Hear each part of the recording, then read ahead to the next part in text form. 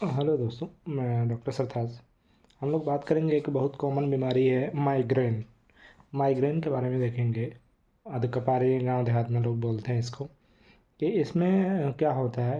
ये हेडेक है और जनरली कोई पर्टिकुलर एरिया जैसे आधा हो सकता है सर दर्द करे या आगे का या फ्रंटल एरिया दर्द करे या पीछे का, कुछ इस तरह का होता है। लेकिन कोई भी हेडेक होता है तो आप देखेंगे ज़्यादातर लोग माइग्रेन बोल देते हैं।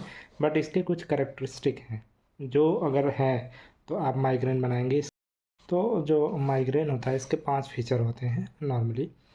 कि सबसे पहले हम लोग देखते हैं पल्सेटाइल होगा, लगेगा जैसे कि जो है बढ़ रहा है घट रहा है, मतलब पल्स उस पर लग रहा है कोई बार बार जैसे धक्का दे रहा है, हिल रहा है, कुछ इस तरह का रहेगा।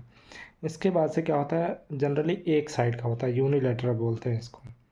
और ये जब भी होता है तो इसका ड्यूरेशन जो होता है लगभग 1 दिन का होता है।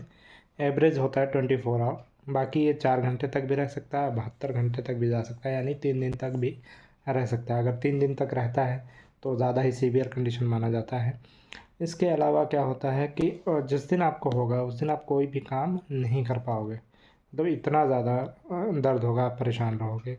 इसके अलावा एक टर्म होता है फोटोफोबिया। लाइट के सामने आप जैसे जाओगे तो बहुत तेज़ हो सकता है बढ़ जाए, या लाइट से आपको डर लगेगा, ये चीज़ है। और नौजिया होगी, नौजिया जैसे उल्टी के जैसा लगेगा, उल्टी के जैसा लगना को नौजिया बोलते हैं। उल्टी होना ये वोमिटिंग में आता है। तो ये करेक्टर है माइग्रेन की डायग्नोसिस बनाने के लिए।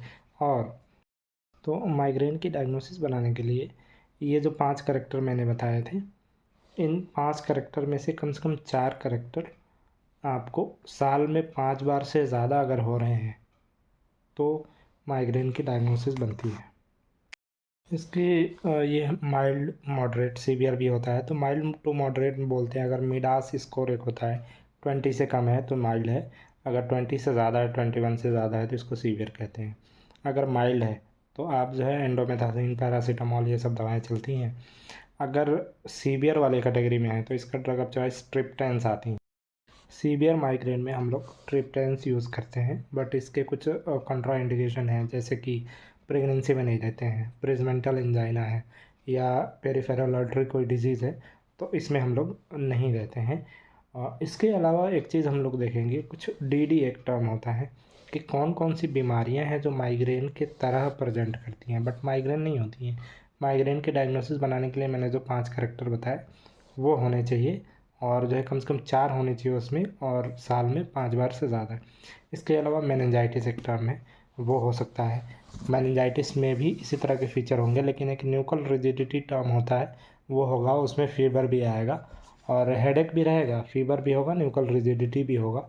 फोटोफोबिया, सीज़र, ये सब फीचर हो सकते हैं। और हो सकता है कि कोई आपके ब्रेन में कोई ट्यूमर या कोई लीजन ब्रेन के अंदर बन रहा है, वो भी प्रेजेंट करता है माइग्रेन, यानी सर दर्द उसमें भी होता है। तो ये क्रोनिक लंबे टाइम तक चलते हैं ये सब फीचर, तो उसके तरफ प्रेजेंट करते हैं। इसके अलावा हेडेक के बहुत सारे कारण होते हैं। किसी भी कारण से अगर आपका इंट्राक्रैनियल जो प्रेशर है वो बढ़ जाए, सबरेक्नॉइड हेमरेज, कई सारे हेमरेज होते हैं, तो ये सब फीचर में भी हेडेक होता है, तो उसको हम माइग्रेन नहीं कहेंगे। माइग्रेन मतलब वो सारे करेक्टर होने चाहिए आपको।